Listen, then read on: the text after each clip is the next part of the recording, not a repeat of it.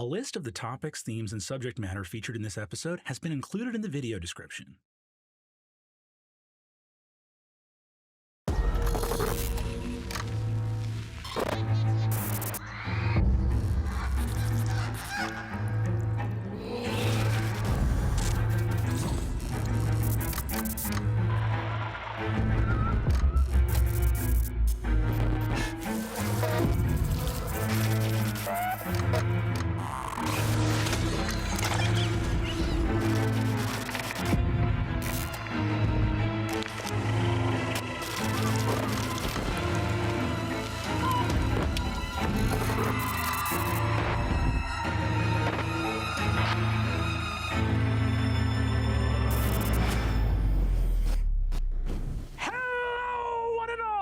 Another thrilling season of Dimension 20. Neverafter. A brand new season of horror and tales from beyond. Tales perhaps at once familiar and yet strange, beyond the point of recognition. What shadows now lurk in the lands of the Neverafter? We must now begin to discover. I am your humble Dungeon Master, Brennan Lee Mulligan. With me, as always, are our intrepid heroes. Say hi, intrepid heroes. Hi, intrepid heroes. Oh.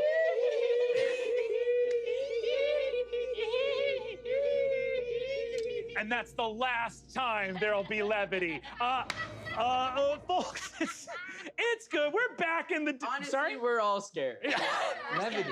Levity, a little feather. Not there you go. Root words. And speaking of root words, talk about some root tales. Not bad. Back in the dome, back with Rick Perry miniatures. Shout out to the whole team, to the amazing crew of Dimension 20, another brand new adventure.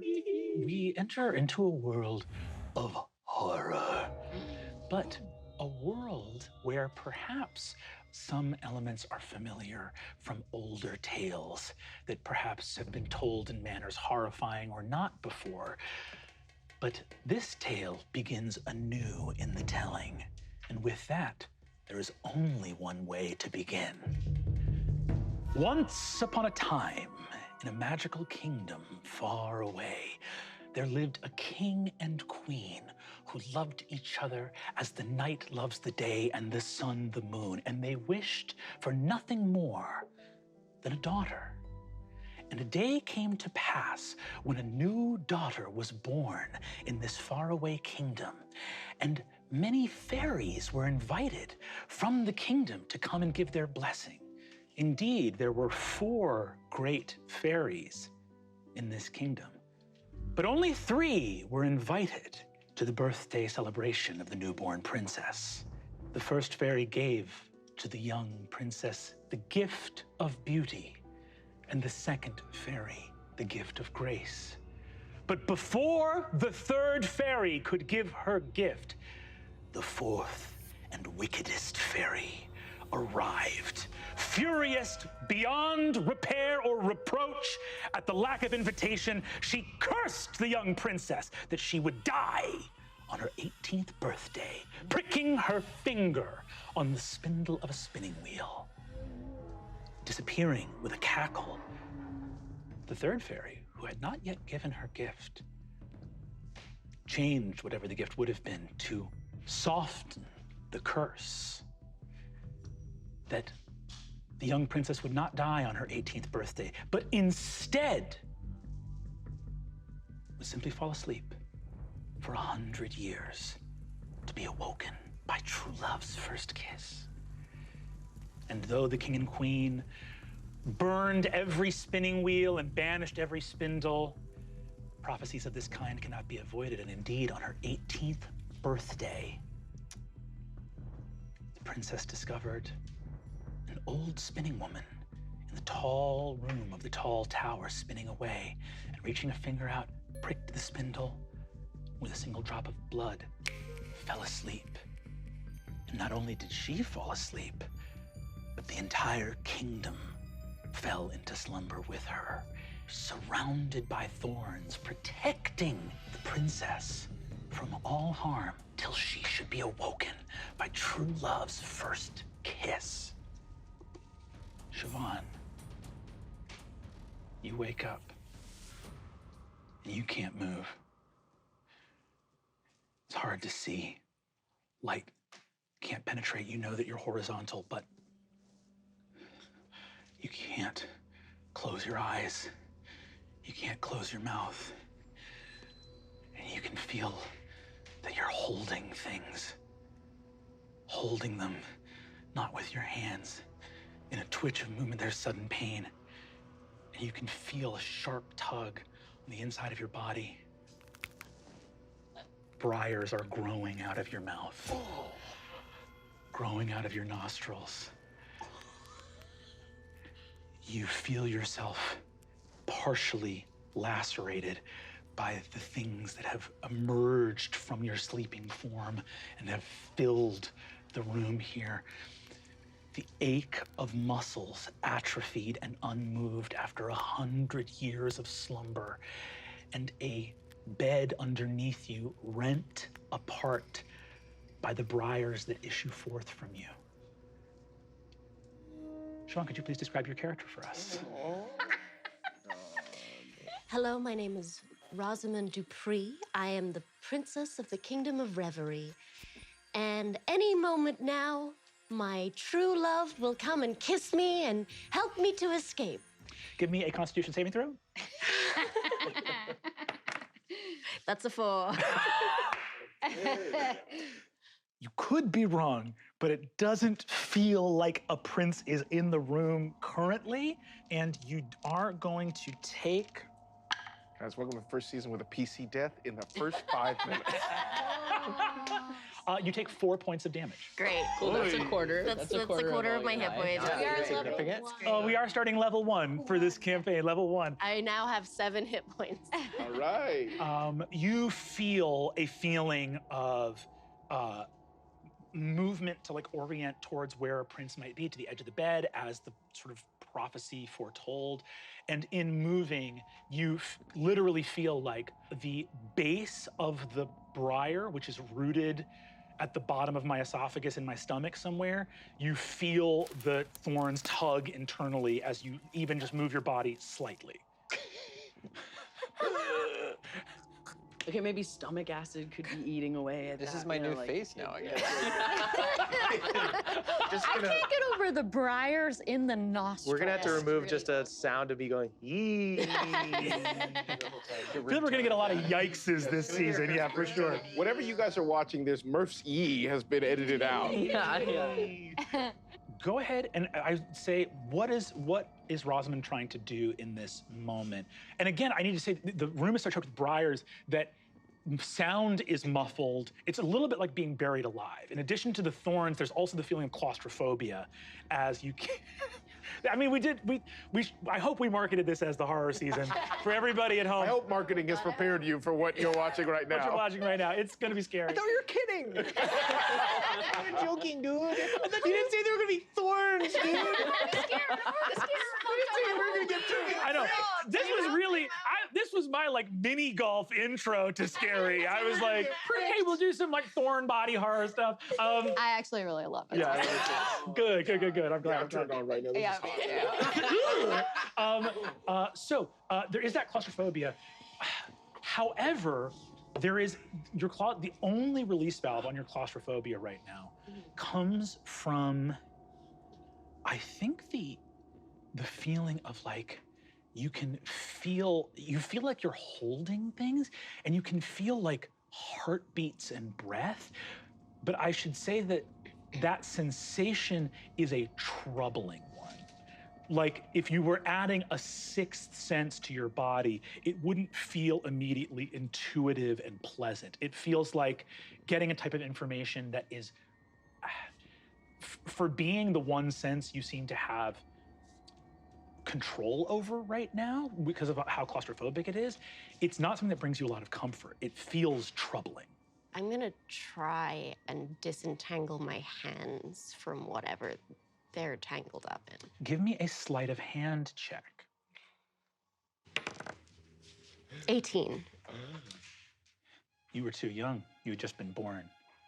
But one of the great fairies of this kingdom did give you the gift of grace, and you are able to remove your hand from the thorns and find a just sort of a pocket within the briars of free space to maneuver. Okay, I'm gonna try and pull the thorns out of my mouth and nose. You have 7 hit points, babe. Come on, babe. Worth it, it's freaking worth it. Babe, be smart, babe. I'm gonna say this.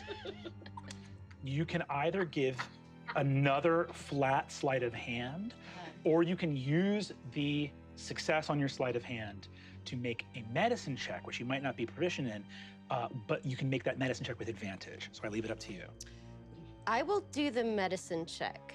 All right, medicine check with advantage. Oh, thank God, because one of those is a 1, but the other one is a 16. 16, incredible. You take only a single point of damage. The most uncomfortable feeling is the feeling not even of the thorns, which of course are painful, but it's the feeling of the roots at the bottom of your stomach. Okay. You don't know who I am yet, but can I give the help action? Nothing has worried me more than you describing this as the mini The golf. mini golf intro to what the Honestly, season will it be whetted like. my appetite. I'm excited. thrilled. Yeah, hell yeah, hell yeah. You feel, and there's a point at which you can feel that the base of this plant pulls up and its roots get exposed to, frankly, just like your stomach acid. And there's a moment where you have to go very slowly and carefully, but you feel it becomes weak enough that you can sever, and then slowly, like a controlled removing, and your mouth and nostrils. And at least there's a blessing that your nostrils don't go down into your trachea.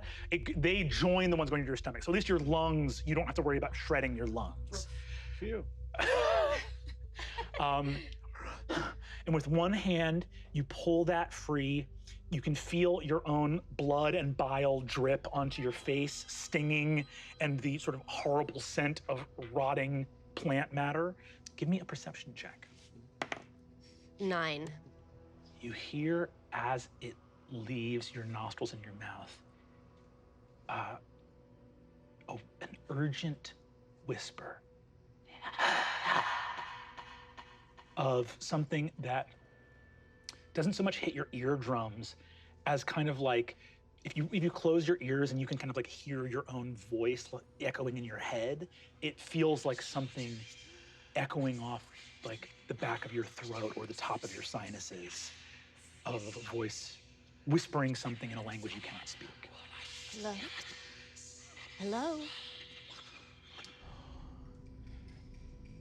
You feel a shuddering of wind outside. The voice went suddenly still at the moment that the roots of the briars came out of your mouth. Sir Prince? Hello? I shake the briars around me, see if I can make any kind of opening. Give me a nature check. Dirty 20. You shake the briars. As it does, one of the thorns, it doesn't draw blood, it's not, one of the thorns snags on a little bit of your skin, and you asked for a prince, right? Your eyes roll back in your head, and you see, could be dozens, could be hundreds. Out in the briars past this place, there are corpses. Some nothing more than bones hanging from the thorns. Some of them a little fresher. They've decomposed in an interesting way because, of course, everything of the natural world here falls asleep, except for these bodies. And you wonder why you're seeing them. You wonder why you can only see them when your bloody hand touches the briars. It's almost like the briars want you to know how safe they're keeping you. Because at the bottom of all those little groves, or hanging off of a rotting wrist, or as is most often the case, simply resting at a jaunty angle on a bear's skull are the crowns of all the many princes that have died in the thorns. Kind of flattering, though. Thank you, Thorns, for keeping me safe. I think it's time for me to leave. Thank you. With your hand on there, you see that your blood coming off of your hand, that a little sort of like root grows out of the stalk of the thing. It's sort of not how plants really work, but it's some little tendril, like bone white, fibrous plant matter touches the blood in your hand. Very small. It's not moving like a giant animated monstrosity, but it's enough movement that you can see it with your eye. And as it does so, you hear, please, don't leave. It's not safe. Thank you. I think it's time for me to leave. Thank you. None who have come have been allowed to pass. The times of shadow now pass in the Neverafter. Here you are safe. Giants, wizards, witches, none can touch you in this tower. Dearest Rosamond, stay with us. And you see the briars shudder and begin to move. Give me an insight check. 23. It's a high roll. The base and most profound thing you feel from these briars, as terrifying as they are, is fear. This thing, this curse, this spell, is trying to set roots into one of the many slices on your body, trying to drink your blood, and you sense that it is deeply afraid. I sing it a lullaby? Go ahead and give me a performance check. Great. Big 20. Big 20. Big 12. Big 12. Oh, that's a big I've been asleep for 100 years. I have not warmed up. That's a high roll. Yeah, I think what happens is you go to start singing, and just a huge thing of phlegm and blood comes. Be quiet. Nothing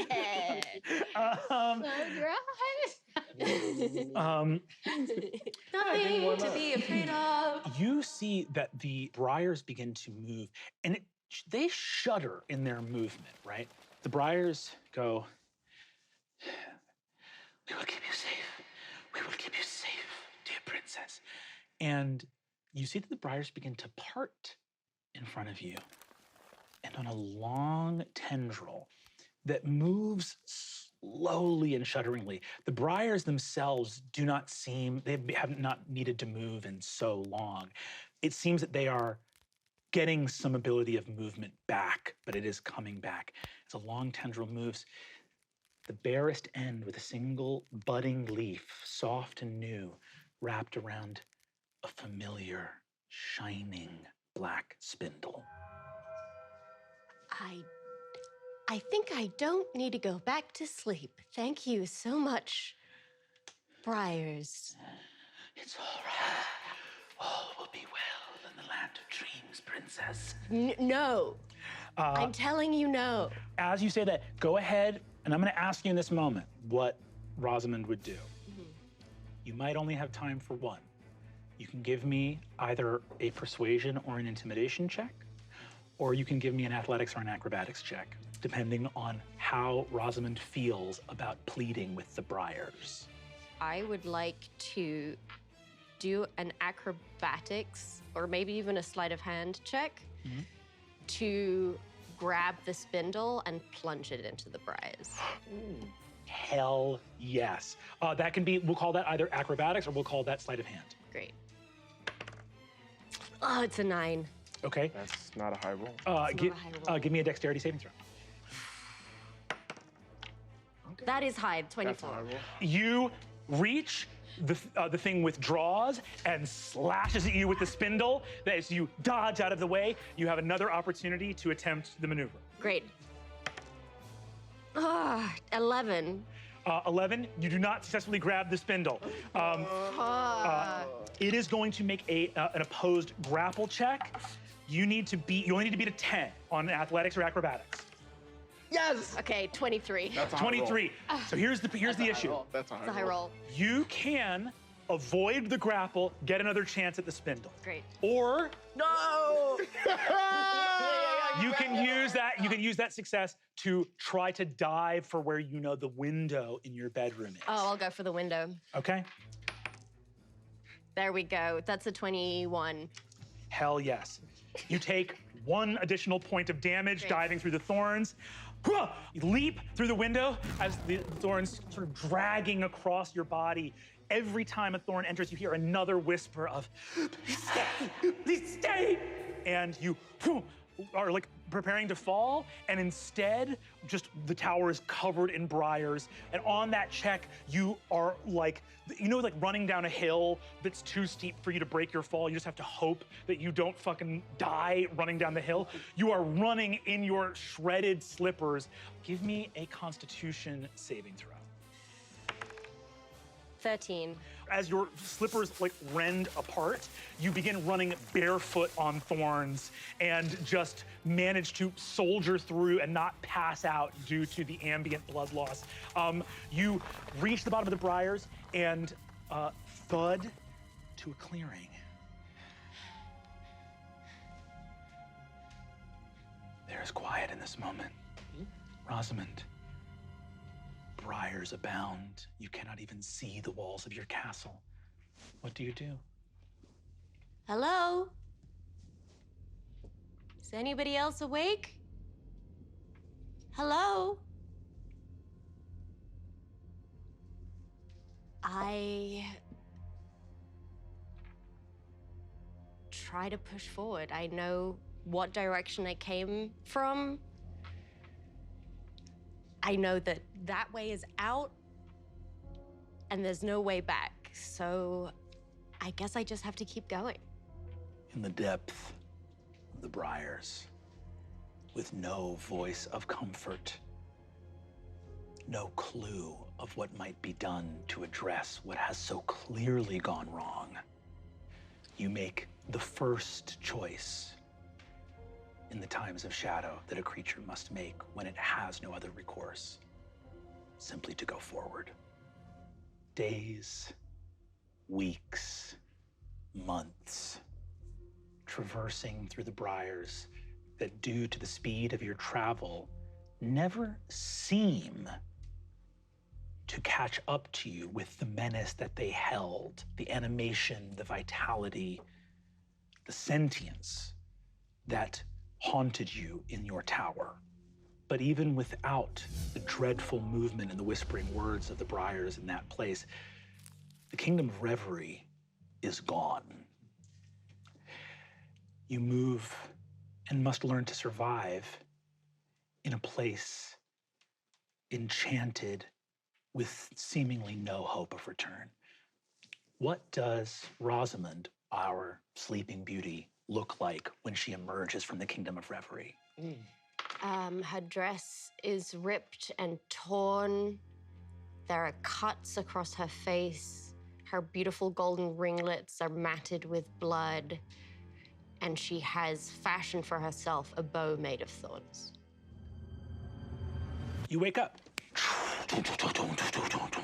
The feeling of wooden wheels on a long highway, the feeling of trundling hither and yon. You experience sort of just a little bit of that orange light of the sole candle in here. The inside of the wagon you now travel in, you have gathered passage, but it's mostly cargo in here. It's crates, some barrels of fruits and potatoes. There's a musty smell of the often blighted or, pest-infested produce that these cities now depend on during the times of shadow that have befallen the Neverafter. Looking amongst the crates and barrels, you awake with your memory of arriving here, and nearby you in the wagon is a shape, something monstrous. A massive, bulbous head. And you can see the spare, sort of spindly blanket covering the creature in the wagon with you is soaked through with something damp and unpleasant. I get up very quietly and gingerly lift up the side of the blanket next to the head. Murph, could you describe your character for us?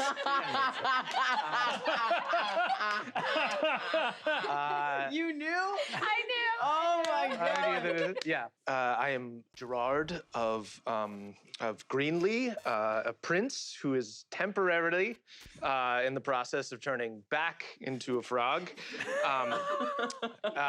Was once a frog, then a handsome prince, turning back into a frog, is sort of in the halfway point right now. So has a lot of human features, sort of a human build, but has like big, is like skin has turned green, is like a little bit more like kind of slick and wet, and then big bloodshot like human eyes, but that are spaced out like a frog. So I think probably as you pull the blanket back, there's just a giant eye opens up.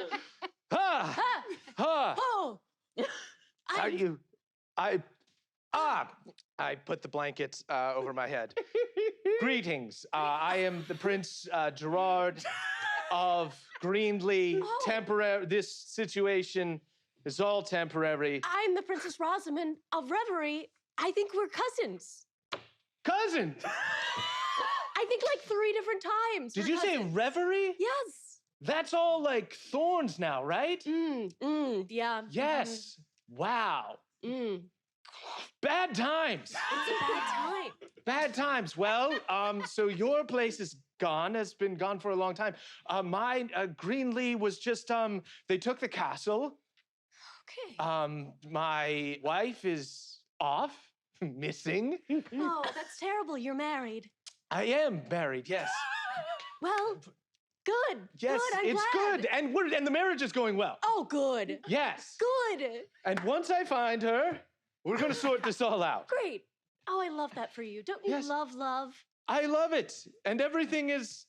This is temporary. Temporary. This is temporary. That's all temporary. It's temporary. Once we get to the next town, someone will acknowledge our Somebody. titles, Absolutely. and then things will get back as they should be. We'll be back at the ball. True love. We'll go to the ball. Oh my goodness. a You're ball. looking for the true love right now. Well, technically, my true love is looking for me.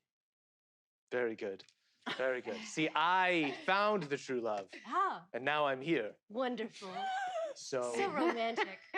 it's good stuff. Good stuff. It's good stuff. On the outside of the wagon, you hear that a horse has sort of trotted up alongside, and you hear Buffett, who is a troll's son, who's part of one of the managers of this caravan, calls out from outside and says, Wake up inside! Need to make a stop in the middle of the night. Horses and steeds getting tired. Why, thank you, Mr. Buffett. Oh, I meant to say, there's a monster in your wagon. I didn't mention before. It's actually the Prince Gerard. Thank you. It is the Prince Gerard. Thank you. sort of like there's a barred window, but this sort of, it's like, there just gets the sort of wooden shutter on it slides open, and you see this like, troll sons are sort of like descended from trolls. So but it's like very like craggy, kind of giant looking, and like one of his eyebrows is so pronounced that it like covers one of his eyes with big bushy eyebrows. Muscle bound like arms and claws that go down sort of almost to his ankles, but is riding on this like beautiful sort of magical looking horse. Looks in and goes, You ain't a monster. What do you look like that for? First off, rude. Secondly, I don't know because I got married, and so I found true love, and I shouldn't be a frog anymore. That's what's so crazy about all of this. Ooh, what princess? Wait, you. What? Princess Elodie. Yeah, the Princess Elodie of Greenlee married a frog. She didn't marry a frog. We dated while I was a frog, and then I stopped being a frog. What don't you get? I'm very handsome. Yeah. Well, if I was a frog, that's what I'd say too. And he clops off, and looking at the troll son, looking at Buffett ride on down the caravan, you look out the window into the dark forest and remember a time you're in your bathtub in your castle, and you've had your head under the water, and you realize you've had your head under the water for probably 10 minutes. Not good. I sit up. That's strange. I guess I go look and just check myself out, make sure everything's in order. Give me a medicine check. It's a 5. Sort of touching yourself. Everything appears to be okay, actually, as you're looking. Still looking good, Gerard? As you take a sort of little breath of relief in, throat swells up. No. No. We fixed this, though. Maybe, Gerard. A blessing from the curse. You looked like a frog, and you liked swimming around and stuff, and now you can breathe underwater and breathe big, but you still are a handsome prince. And your wife loves you, and everything is good. Good, Gerard. Days pass, and after a week or so, you can't really look yourself in the eyes anymore. You kind of have to choose between the right one and the left one. Okay, Gerard. This is strange. But still looking good in what I see. It's a very handsome prince. A very handsome prince indeed. At this point, some wise women in the court have provided you with certain tonics and things like that if you're feeling unwell. So there's my ointment, and everything will be fine. As you go to get your ointment, your tongue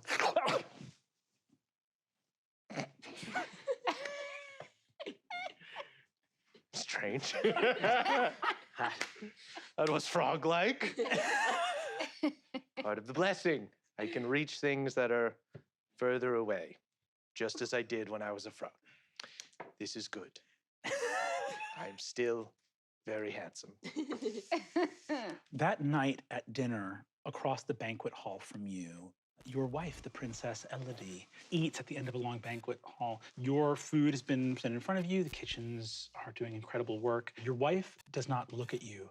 At the end of the table, she speaks to 3 armored captains, taking small, quick bites of a dinner that she will probably eat only a portion of, as she hurriedly discusses grave matters with these captains of the Kingdom of Greenlee's armies.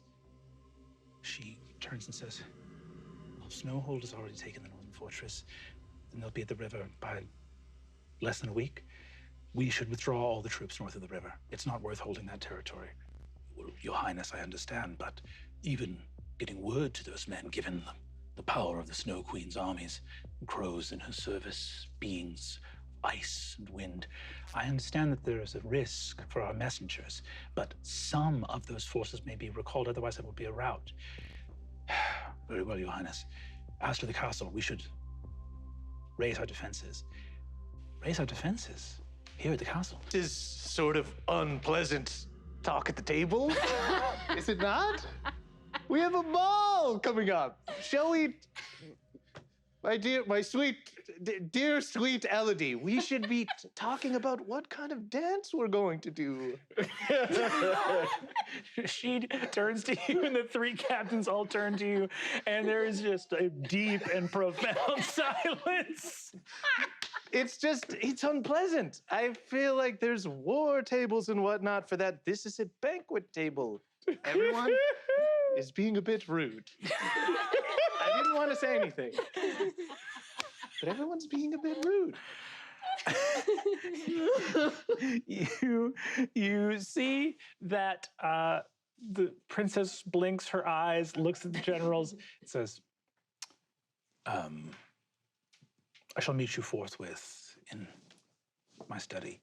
Captains bow to you, to the princess, head out of the room. She turns to face you. You are right. I am sorry. I find myself much distracted these days, my husband. It's quite all right. I mean, we've got generals for these things and whatnot. I figure let them all kind of fight out there. We're inside. That's why they build castles. That's why they build them. So Sorry. that we can be in here. Run that by me one more time. Okay. They So build castles so that we could can be in here. They fight that stuff outside, then rocks, then us. So we're good. She sighs deeply. Gerard, they build castles like this for a lot of reasons. And I think you notice a fly Oh no. flying. They build castles like this for a lot of reasons. As a place of safety in times where... Right. You listening to what I'm saying? Yes. There's just a fly. Okay. Well, ignore the fly. Okay. Snowhold means to conquer us. My mother and father are infirm. The kingdom needs leadership. You have heard of what now befalls all of the realms. Giants striding in the land, witches, terrible storms, creatures of the sea. Flies in the banquet hall. Is that where you thought I was going? Can we get rid of the fly? Would that be okay? It's a fly. It's a fly. Give me a charisma saving throw. 12. 12! The fly comes right in the target zone. It's right there. Just try to grab. Ah! Did you see that? Okay. There's been some things going on with me. I've been a bit distracted as well. Do you remember when we met and I was a frog? Yes, try. And then we fell in love and everything was good then. And then I became a handsome prince and everything is still good, so I should still be a human being, but I'm getting frog stuff back. Does that mean anything to you, or? Things are not well. Not out there, no, but. How could things be well here if they are not well out there? Because that's why castles are built. We had this conversation. You said your thing, and you have your opinions on castles, and I have my opinions on castles. And I think the wonderful thing about it is that we can both think the way that we think and still love each other unconditionally. Right.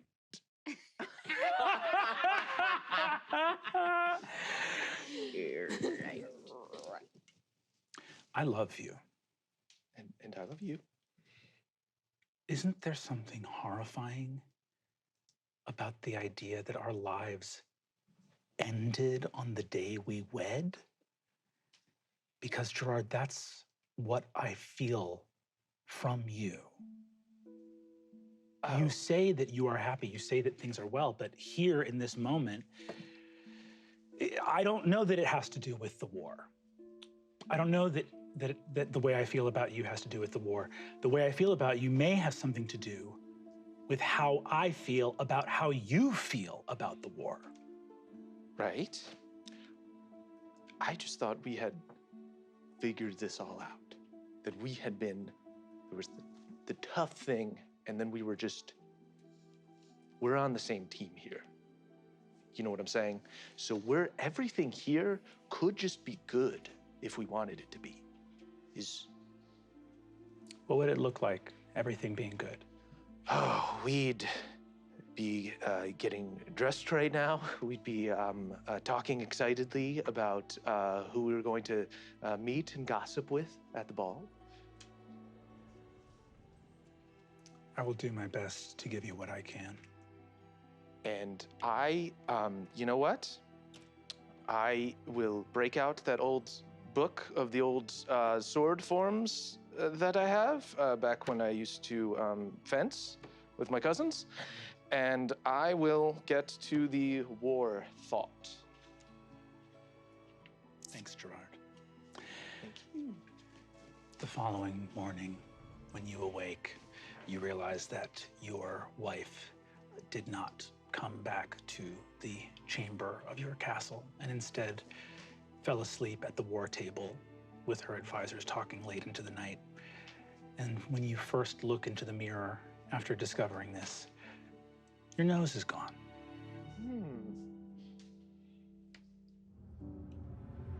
The wagons trundle along back in the Chandling caravan, and we see Buffett riding down the lane. And as he does so, he passes a number of carriages and comes to one carriage, which is appointed beautifully, mounted on wheels, a massive cream white suede shoe. An enormous shoe with 4 wheels, studded with gems and little stones, drawn by 4 white horses with beautiful feathery plumes. And inside, after Buffett knocks and says, "Stop in the wagons in a minute to give the steeds a rest," a voice echoes out, "Very well. None were resting inside. We have much to celebrate, Mr. Buffett. Stop when you will, by all means." As we move inside of that carriage, we see 3 glasses being raised. A beautifully well-appointed interior of this wheeled shoe drawn by 4 white horses. But I'm going to need 2 people to describe the figures holding their glasses as Lord Bandlebridge, with a broad mustache and a beautiful doublet and a feathery cap, raises a glass. Lou and Zach, would you be kind enough to describe the figures now holding their glasses up? Oh, after you. No, after you. Okay, me first. You see a glass being held up by 2 little paws that fit the body of a little cat standing on its back paws, holding a glass, wearing a little kind of half cape. He's got a little cane. It's like one of those cats that you kind of can't tell if they're a kitten or old or whatever. They're sort of this sort of middle ground, making the sweetest smile, raising his glass.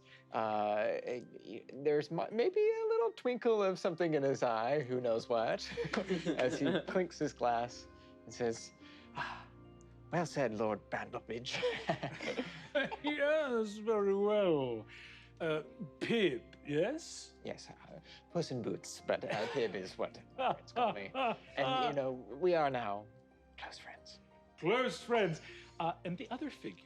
The other hand on the glass is one of wood, which then connects to the body of a little marionette puppet boy wearing a tidy little orange shirt, green shorts with painted on eyes and a little mouth.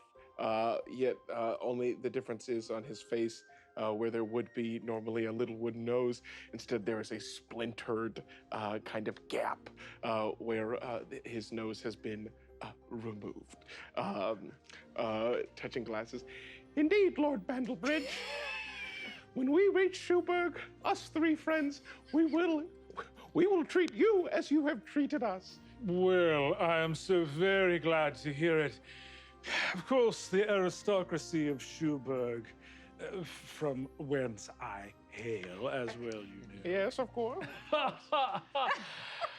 We are always very interested in these games of chance, but I think I've rather drawn a quartet of aces by meeting none other than a transformed prince. And to those who help a transformed prince become his true self again, there is much reward. Yes, I've been helping him for quite some time, and at one point I was just a simple cat, and now you hear me talking. Well, a curse powerful enough to grant a cat the gift of speech could certainly line the pockets of a humble lord. Yes, is that a joke? Because if it was hilarious. It was so funny. Yes, that was a joke. Whenever I tip this way, that's how you know. Okay. That's a joke. That's a joke. That's a little joke. Now, I mean to ask, the manner in which the curse should be broken. Of course, I have many servants and men-at-arms and many beautiful courtiers, my palazzo back in Schuberg. But to what credit can we... I'm not, a witch or a fairy, but... Of course. What happened was I took 40 pennies from an old woman who I thought was just some old woman, but turned out to be the witch. Ain't it the way? Ain't it the way? Ain't it the way? I tell you, you think she's just an old lady, and then Sometimes it feels like there's not one real beggar in these lands. It's always a witch or an ogre or some. Yeah. They're out here to get us, Yes. 'Cause we're living well, right? And they want this life. Yes. They want what we have. Now you are, of course, actually rich because so rich. Just not like hitting dust off my little ragged cape. Yes, very wealthy indeed. I'm gonna just kind of swill my glass, like. Yeah, what are you guys drinking, by the way? Whatever the nicest thing he has. Just like gulping the wine and like, pouring he's got more. a lovely little prosecco. That's just... Oh, I forgot to say, I'm also wearing boots. Of course. I feel like your boots are like in the nicest condition of the things you have. That's like when you don't have much, you want to like keep what you have looking good. And my little blue leather boots are like really, every morning I like really shine them and make sure they are bright. So 40 pennies given to a witch in disguise. And so I need to, if I could simply borrow 40 gold pieces to throw into a well, and upon them hitting the bottom, the debt will be repaid and blah, blah, blah, blah, blah. And we will, of course, give you on the 40 gold, for the 40 gold pieces, that will obviously mean 40 platinum pieces for you. Exactly. We will pay, and of course you will dine with us. And are you wed? Because I do have a beautiful sister. And is she a puppet as well? The head is going in that direction. You know what I'm saying? Yes, we do. Be careful with your neck. Very well. Well, a cat and a puppet may be strange companions on the road to fortune and to marrying up in the world. To marry a princess by rescuing her brother from a terrible transformation. This is the stuff of legend, and I would be happy to help. Indeed. Would you, Lord Bainbridge, if it's not too much to ask, would you, because I'm eager to return and repay you, would you mind going and checking with Buffett and giving me and my friend a moment alone? Yes, I would be more than happy to. Let me simply tell my coachman driver, and Lord Bandelbridge walks up to the sort of like the toe of the shoe. You guys are back in the heel with kind of like a stack of boot up above you, which is like a spiral staircase to a sleeping quarters. He opens the door, walks into the antechamber. Oh, fucking Christ, I can't keep this out. This guy's fucking sucks. He thinks he's funny. And I swear, if you have to tilt your head to let us know it's a good joke, it's not a good joke, man. Key to a good joke. It's funny. Honestly, but I don't know. We get the 40 gold. And then we, I don't know, push him down and run away. I think so. I mean, we may not even need to push him. I kind of want to push him. But, Yeah, just a classic is there tabletop. anything around here? Start looking around. Yeah, go ahead and give me investigation checks. I think I got a 12. Just a 10. Just a 10. Oh, never mind. I got a 9.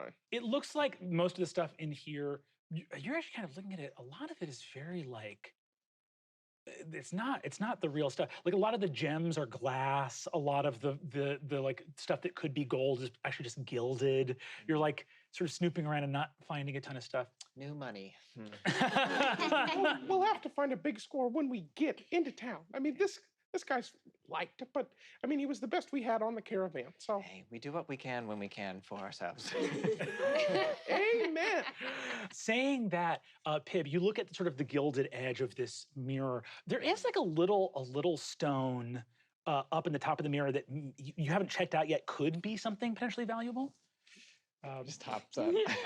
As you go up, knock shit off there. yeah. As you jump up there, you look in the mirror and see on your sort of, like when you're very much a cat. So when you stand up, it's not like you're anthropomorphic. You have like long cat tummy. And you look, please, so cute. Oh, I want to tickle you. And you look in the mirror and see the stitching on the gold embroidery of your cape fully has popped off. And so the hem now like flaps loose a little bit. And also looking at your stomach, you see your ribs. And just, you're hungry, man. How far I've fallen. Bum, bum, bum, bum.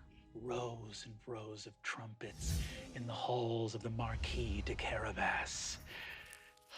You see a beautiful valet in a freshly powdered wig, gold and silver trim on the swallow tails of his fine jacket, walking with a golden dome over a wide gold platter, his heels click, click, click, click on the marble staircases lined with mirrors, and there, in the brightest patch of sun, on a bright red velvet pillow tasseled with gold, you sleep, your fine boots kicked up in the dusty morning sun. To the Master Viceroy and Major Domo of the Marquis de Carabas, presenting your morning festivities and meal. The platter is lowered, and 100 pure white mice scatter from the golden platter. Living the good life. Chasing mice all day, hither and yon. You appoint yourself platters of milk, finery everywhere. The best of all possible lives. And you hear footsteps coming down the hall. And you see, guarded by men-at-arms, is the Marquis de Carabas. Now also, the King of Marianne, having ascended to the throne, walks up and says, "Ah, Puss in Boots! Oh, my king! My trusted advisor. Men, leave me. I must now speak with my advisor." The doors close, and taking a moment to make sure that the doors are closed and there is no one in here, the king takes off his crown, sweating, terrified. "Pip, I think we're in real trouble." Oh, no, don't say that, Thomas. You're No, doing a wonderful job. No, I am not. Things were fine because the kingdom was in an age of prosperity. There are giants at the border. Many of our fortresses have been destroyed and smashed apart. And I know how to mill grain. Yes. I'm a miller's son, Yes. and we did it. We hoodwinked, and honestly, now I'm talking about it, not really me. You kind of just threw me in a river and took all my clothes, and I love my wife, but I've also been lying to my partner for years, and it's really taking an emotional toll on, like we sort of didn't think through this. Can you stop chasing mice in this moment? I'm listening. My life became incredible, but you really turned the whole kingdom upside down. I'm hearing you, yes. It sounds like you were a miller, right? You were that, and now, look at you. I see, with my little cat eyes, a king. Powerful king. A king I may well be, but Pib, you can say one thing all you like, but if it's not actually true, eventually something will give. Yes. I was not raised in statecraft. I can kind of read now. What a start. But we've hit the place where it needs to be way more than a start. Sure. I'm gathering that. Listen, I feel like, obviously, giants are not ideal. Learning statecraft, who knows what that is. But as you said before, eventually something bad happens. Eventually. Right now, I think we're coasting just fine.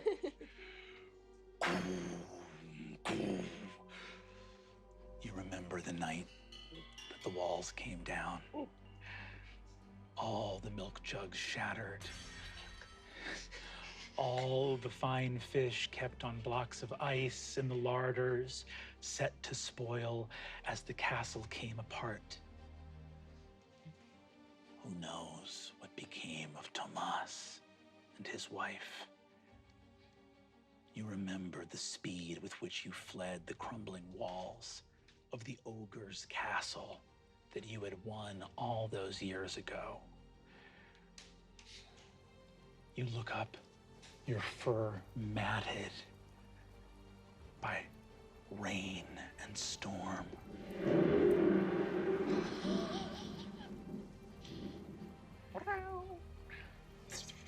Your ruff, puffed up around your throat, becomes a liability as you sprint through the forest, tearing and catching on twigs and branches. You look and see the old mill where you found Tomas all those years ago, and with nothing more than a flash, a foot larger than a house smashes the mill. And with that, Pinocchio, you see Pib lost in reverie. Get down. He might come back any second. Come on. I hop onto your shoulder. Oh, God, get off. I don't like it when you're up there. You two are the same size. I'm small, okay? I'm a child. You guys actually are about comparable. Yeah, exactly. So get the fuck off. Biting your head. The door opens up, and Lord Bandelbridge walks in and says, "Everything all right in here, my friendly benefactors?" Can't think of a single thing to complain about. Exactly. Though I was wondering, these sheets that you were going to have us sleep on, a bit rough for a prince. Is there anything a little bit more luxurious that you might have? Oh, my sheets are... I mean, I apologize if it's just my princely ways that... Go ahead and give me a persuasion check. Are you trying to steal nice sheets? It's really That's a 22. He looks at you, and you can tell that he is soured by implying that anything of his is not high quality, but he wants the lie to be true so badly. And he knows that in manners such as this, you must grant every request that the magical creature makes. If it is fine sheets you want, then you must have the finest. Avail yourself to my chambers upstairs, and I shall sleep downstairs tonight. Lord Bainbridge, you are too kind. Puss, shall we? We shall. Up the spiral staircase you go. You see, as you go up, the Lord looks a little bit creased as you walk up, and he goes, "I ask of you, Prince, It is interesting that you were turned into a puppet by the curse of this witch. But I notice in the manner of your joints that you have the bearing of a marionette, and yet there are no strings attached to you. Huh. Weird. Very strange. Yes, well, who truly knows the nature of such curses? Well, if you wish, I have many fine craftspeople in Schuberg. We could supply you with strings. I would hate for you to be returned to your form in the state that you are. I notice also that your face is damaged. Perhaps it would be best to repair you. We simply need the gold and to be... I think we're okay. And I will be transformed as I once was. But it is very kind and very aware of you to notice. Ha ha. Many things I am aware of, and many... I'm aware of a lot. Well said. Is that a joke? You didn't... Oh, it's not a joke. Oh. Can I make an insight check on Yeah, this? go for it. Nat 20. Whoa! First roll! This guy has straight up not caught on to you at all. He's just still mad about the sheets thing. He really got to it. I trundle on down to him and come up to him. I say, listen, Lord Bainbridge. Bandelbridge, but it's all Bandelbridge? right. Yes, that's what I said. What did you hear? But I thought I heard Bandelbridge, right? Bandel. Yes, that's what I said. Right. Whatever. Yeah. Yeah. Yes, absolutely. I don't misspeak, but listen, I just wanted to come down here and say, once again, we thank you for your hospitality. And if I may be so bold, you're my best friend. Give me persuasion. Or no, honestly, give me deception.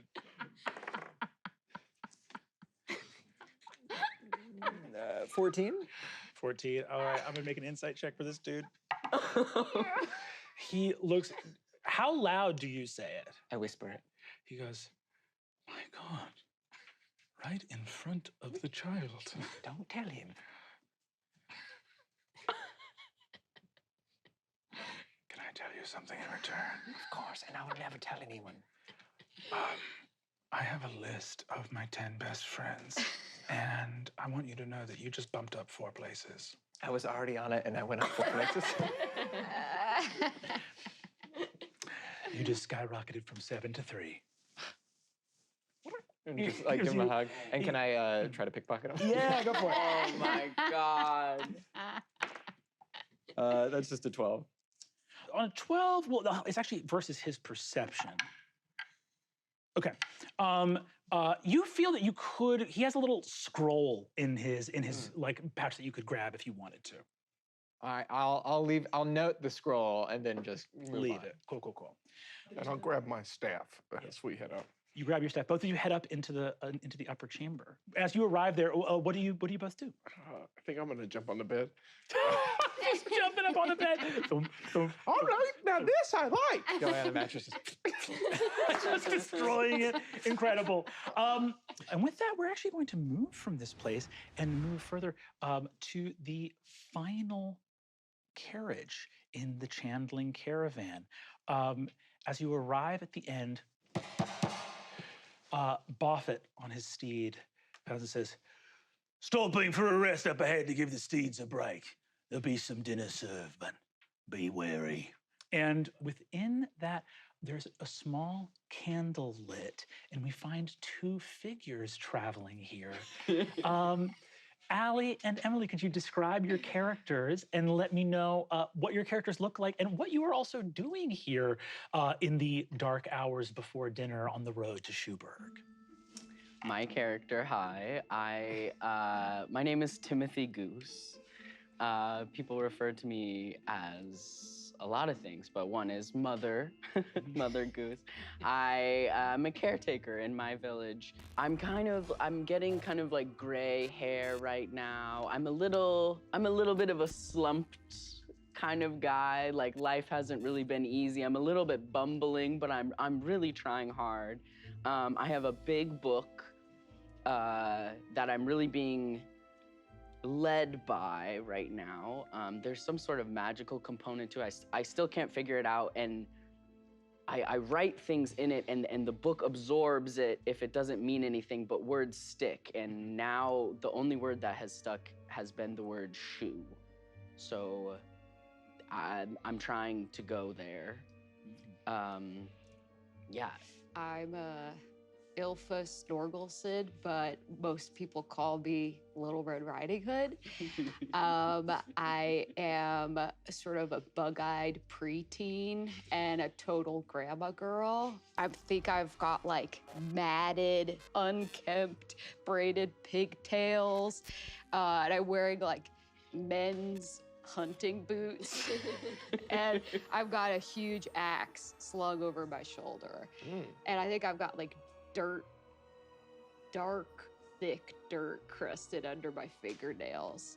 And I'm here because Mother, as I knew him, used to read stories to some of the local kids in my village. And then when things went bad, I rendezvoused with Mother. Would you like me to braid your hair again? I could try a little bit harder.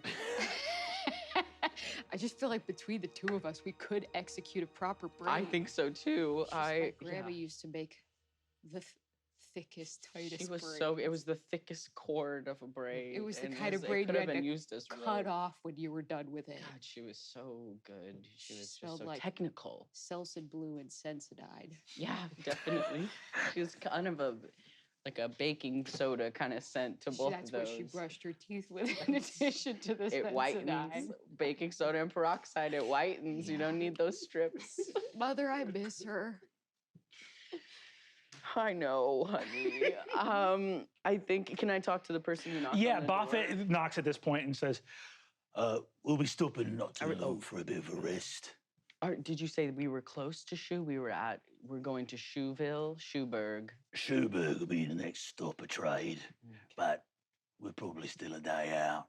We'll rest tonight, but it's not safe to stop in the woods for long, just long enough to feed and water the horses and then keep it moving. If you need someone to keep guard, I could got do your it. back. Yeah, the two of us. I'm kind of like a medieval gay prepper. So I have a broom that I've like sharpened the end of, and that's my whole weapon. And I'm just kind of like, I can, protection you can provide for yourself. Like, I think I'm protecting you, but very clearly you are protecting me. And then I'm like, thank you so much for protecting me, Mother. And as I pat him on the shoulder, you see a huge bulging muscle from my wiry girl Jesus frame. Christ. We've tried to do like push-ups before and you've blown me out of the water and I've lied about how many I did. Mother's probably the strongest person I know. Yeah, 63 push-ups. You see Buffett says, that's all right. Buffett actually does look up at this point and say, actually, if you did want to protect the caravan, I can't help but notice you're a man of letters. Yes. Would you be willing to tell some stories around the campfire?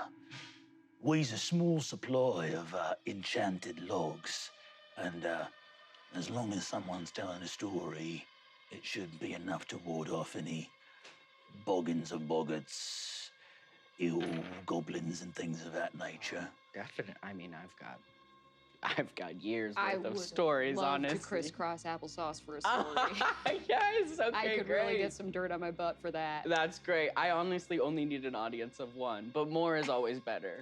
Well, we'll be using the campfire to serve dinner, so people will be coming through, but, So I'll just be kind of next to dinner, kind of telling a story. Yeah, it's a gig. Sounds like a satisfying Yeah, it sounds like for any performer. We used to call these shitty corporates, and I know them well. Oh, am I in the window at an H&M doing improv? I'll do it. Or is it a college orientation? you see that Buffett looks at you and says, but payment will be due in Shoeburg for your transit, I hope you know. Definitely. All Yeah. right. Payment. I've got you. Oh, you have money? No, of course. Well, we'll be stopping soon enough. as you all sort of are in your various carriages, you do see that actually around this time, the carriages do come to a little standstill. The Chandling Caravan, as it is called, is a small merchant's caravan that travels with a tinker's wagon and a peddler's wagon and various people that go from town to town hawking their wares. The steeds of this place are, various and sundry. There's about 4 wagons that are of the actual Chandling company themselves that are all drawn by strong draft horses. But there's a couple other odds and ends in here too. There's a wagon that is that beautiful sort of cream suede shoe of one of the lords of Shoeburg, Lord Bandelbridge. There's another very small wagon that is just a little teapot that is drawn by a giant rabbit. And okay. Two of my favorite freaking things. Brendan, what are you doing? Horrifically cute. Horror at all. And then past that, there's also a gentleman traveling with a caravan who is in sort of an uncovered chariot drawn by a ram. Uncovered chariot drawn by a ram. And you see that the caravan sort of settles up. There's an area where the road goes into a turn, and because it's going into a turn, it like widens a little bit, and the wagons can kind of circle up. And you see that there's some doors and planks that are literally put up, leaning against the gaps of the wagons facing the forest. You travel now through the Blackwood, which is one of many primeval forests here. This place is a long stretch of wilderness in between Shoeburg and the nearest settlement, which would have been Pottingham, which would have been the village that you guys hail from. As the wagons circle up, you see Boffet starts to sort of tend to a fire. A couple other figures begin to sort of emerge from the other wagons, set up dinner. Do you think before I tell my stories and stuff that I see a big shoe and all I have to go off of is shoe. Do you think we can go and try to talk to I the people definitely in the wanted to shoe? tug on your sleeve and say, there's There's a giant suede clogging shoe. a I mean, what if we shoe. don't even have to go all the way to Shoeburg? I think both of you start to walk up to the shoe, and as it opens, you see a figure walking out with 2 valets, a coachman, a driver. Lord Bandelbridge, very well appointed, who you see his buttons all look like little shoes, and he has various boots. His boots are quite large, and you see, speaking of boots, a cat wearing boots walk out with a little wooden boy in this entourage. As both of you approach, Lord Bandelbridge says, some dinner. I suppose we shall break bread with some of the other commoners. Yeah, only for a moment, and then we'll escape back to the ship. And then we'll run back. away from Absolutely. Hello. Yeah. I am Timothy Goose. Mr. Goose. I'm admiring your shoe here. Is this yours? I see you have shoe buttons on. Yes, well, I am one of the lords of Shoeburg. Ooh, a Lord of Shoeburg. Very cool. And I'm Little Red Riding Hood. My mom says I need to make more age-appropriate friends. Are you a boy? Oh, you're talking to me. Oh, yeah. Well, I'm a prince, but that's nice to meet you. Okay. Go ahead and give me a persuasion check as you go. Okay. As you go, just like your sort of first impression check. 19. Lord Bandelbridge goes, so you're admiring the shoe. I take it you're not familiar with Shoeburg's architecture and manner. No. Well, you are in for a wonderful surprise when we reach that fair city. There are many wondrous places therein that I'm sure you will find most accommodating. But you've never seen a shoe carriage before? Oh, you mean there are a lot of buildings that are shoes there? A lot is one way to put it. Another way to put it is, they're all shoes. Oh, That was a that's joke. fun. Oh, You can always tell he's joking because of the cock, the way the neck. oh, very funny. Okay. So I guess it's not. It's just one of the many shoes. Can I do an inside check on him and see if Yeah. there's anything magical or Go for like it. he's the root of all evil that I'm looking for? Yeah, go for it. Okay. the Let's see. root of all 19. evil? Is he the big bad of the whole season? Yeah, Lord Bandelbridge. Yeah, for sure, absolutely. And this is a 19 on an insight check? Yeah. This is obviously going in the right direction. I think that you would probably look at this guy, and this guy doesn't look at you with any recognition, but that doesn't necessarily mean that there's not something important about this carriage or about where it's going in Schuberg. But there is, I think that like on a 19, you feel there is something special here, right? Like there is something, you're going in the right direction, but this guy may not be conscious of the information you need, but there might be other ways to get the information you need. Interesting. Okay, well, we're coming from Poddingham. It's been a long few years in Poddingham. I don't know how it's been in Schuberg. Well, of course, you know, yes, the times of shadow fell upon us, but we banded together. We saw fit to rise to the occasion. Now, Schuberg is one of the few thriving metropolises left here in the Neverafter. You guys hear actually, everyone here make a perception check. Only an 8. 6. 6. Quattro. 22. Oh my God. I'm still just looking at you being like, can we be friends? Well, can we play? I'm actually gonna roll. I'm gonna roll for Bandlebridge here. He's got to beat a 15, but he has a. Oh, that's a 1, baby. That's a net the 1. dice I gave you. Yes, there you go.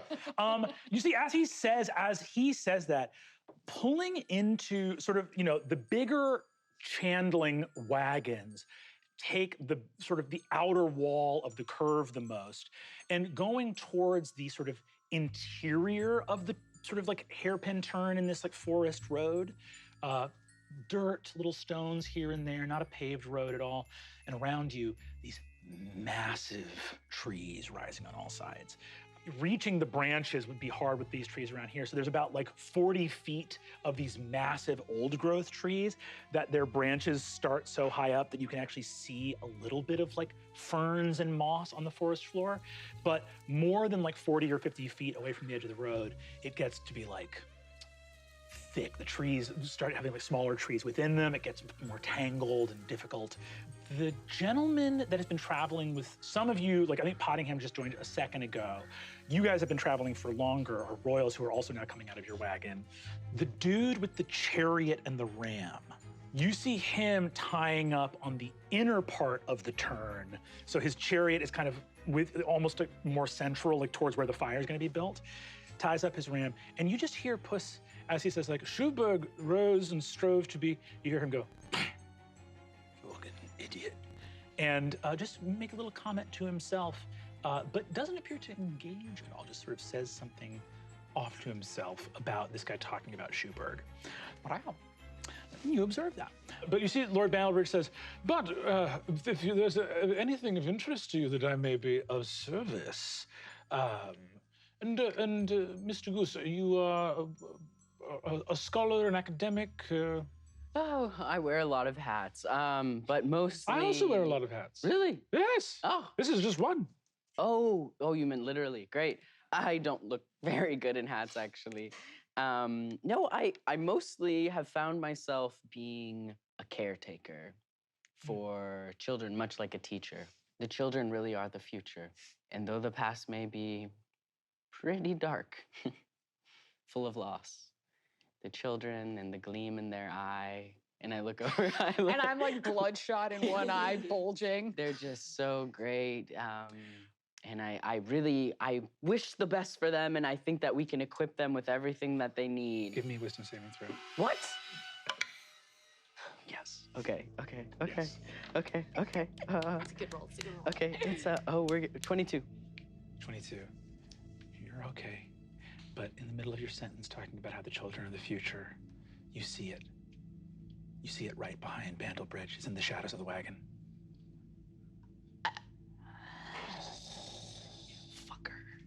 You fucking piece of shit. What did you call me? What? What's that? What did you say to me? You? No. You were looking kind of right at me. I'm a cursed man. I grab him by the neck. I'm a cursed man. Timothy, get yourself together. I'm sorry, Red. I saw it. We all have our curses. You saw it? I saw it. Did it speak to you or honk at you? A little bit of both. We move from this place. Poddingham, beautiful little village in a part of the world that seemingly didn't even need a king or a castle, just a quaint little place of patches of squash and little ears of corn and happy people living and farming. In a village square with a grand maypole under which would sit a wondrous man, Mother Goose, reading his book of stories to all the children there. And you remember the night. You remember the feeling. Hands full of bones. Walking into your home. Looking at your husband. Timothy, what's wrong? What happened? What's going on? This is Jack. What? This is Jack. What do you mean? I set the bones down. I saw him die. I saw him die. A goose.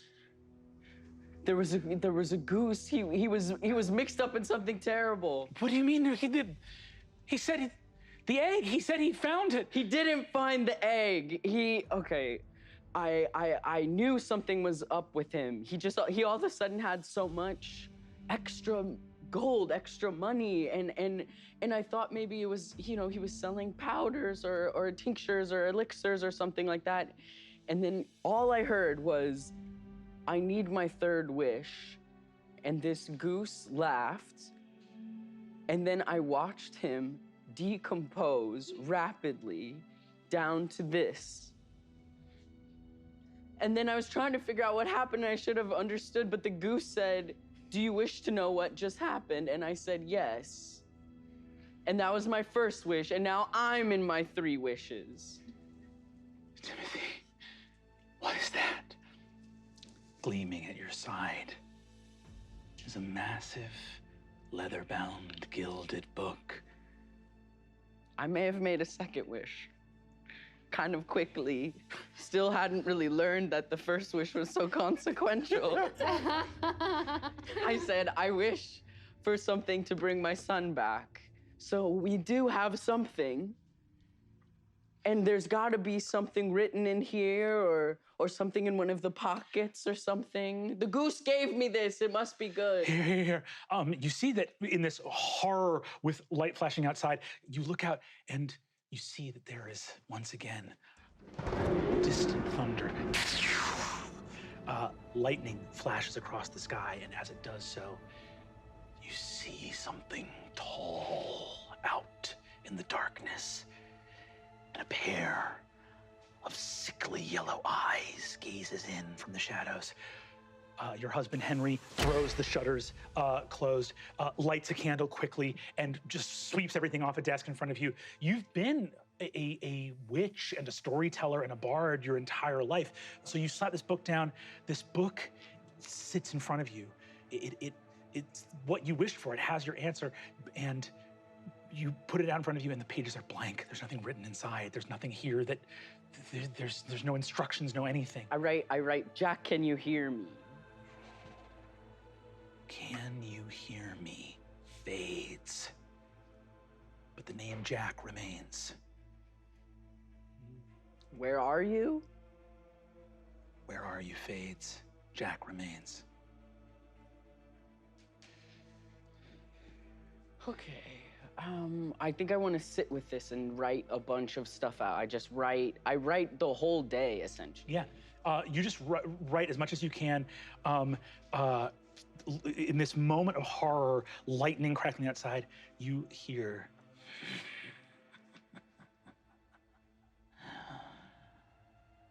There's no way you'll find them all in time, Goose. I'll tell you right now, a night is coming where you're going to get desperate enough to make your last wish, and then you and me will get to wander. Give me a check as you are writing. It can be investigation, it can be performance, whichever you want it to be. Can I do insight? Yeah, you can do insight. Dirty 20. You look, and you've been going in the direction of like literal. You've been going like, I have to go literal. I have to do something that would. Where is Jack? How do I get him back? you look over and see your husband is going into your library and just collecting books and bringing like books of magic and wonder and miracles and wishes and everything like that out that he can.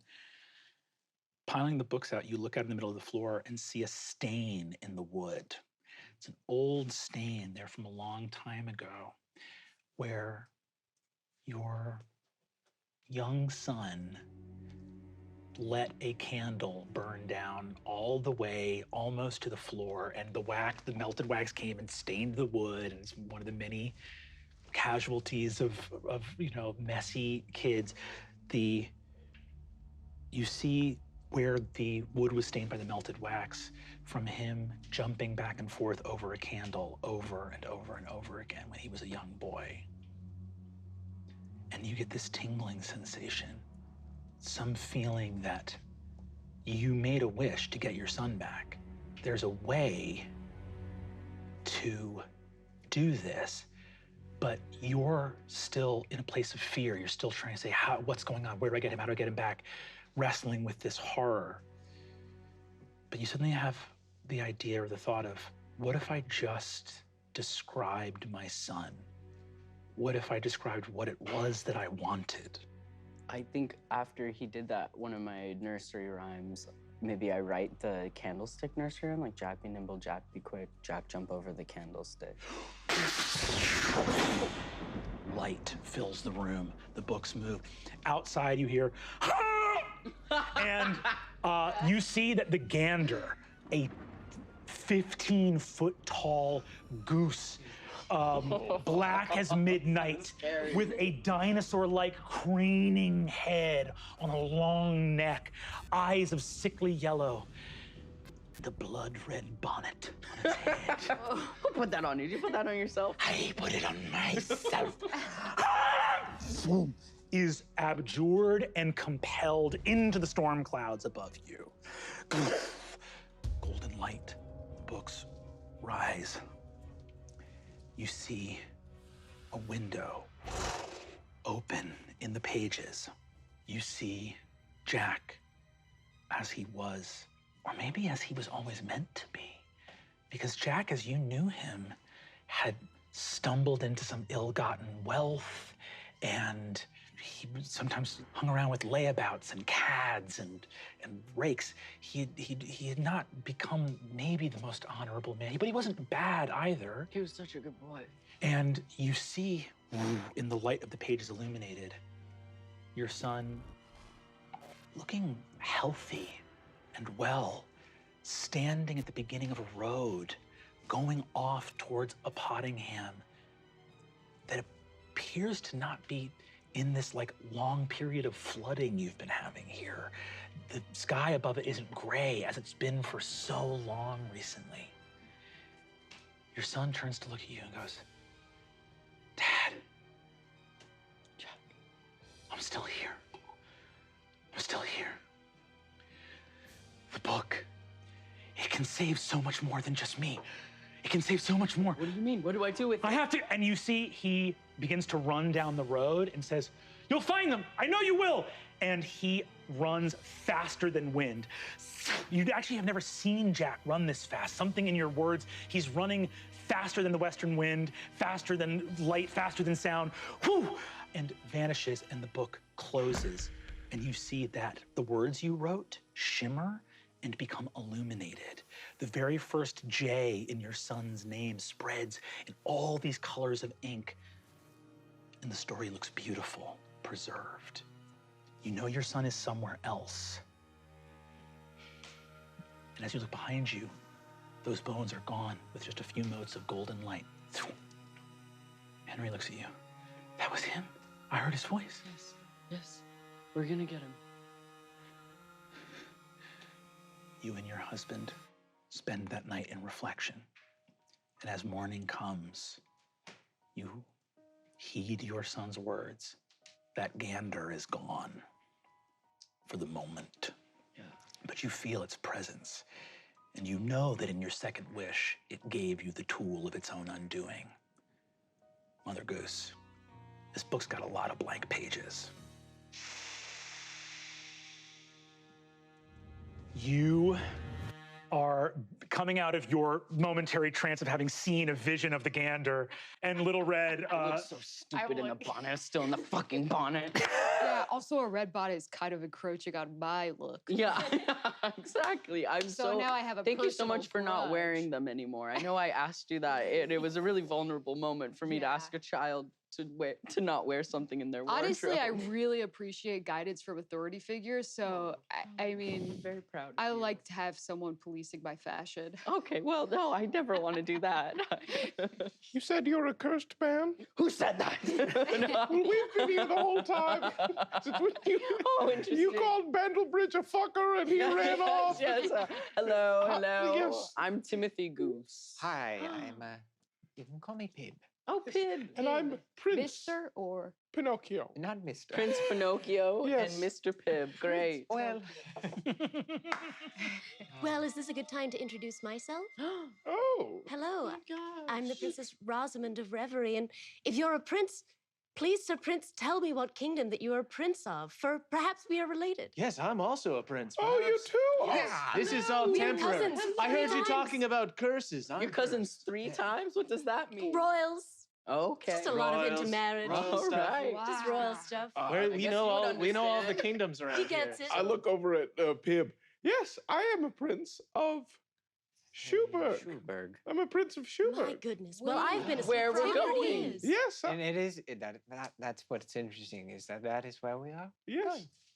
Fascinating. So perhaps you would allow 2 royal travelers to Yes, we're sort of misplaced at the moment. We figured momentarily misplaced, we'd find some humbled, royalty in Schuberg. but not for long, because my true love is gonna come save That's me. true. And I'm going to find my wife, and everything is fine. She still loves me. So if momentarily we could stay with you at your castle, maybe for 2 or 3 years, Yes. Just normal royal stuff. normal royal stuff. 2 or 3 years. Yes.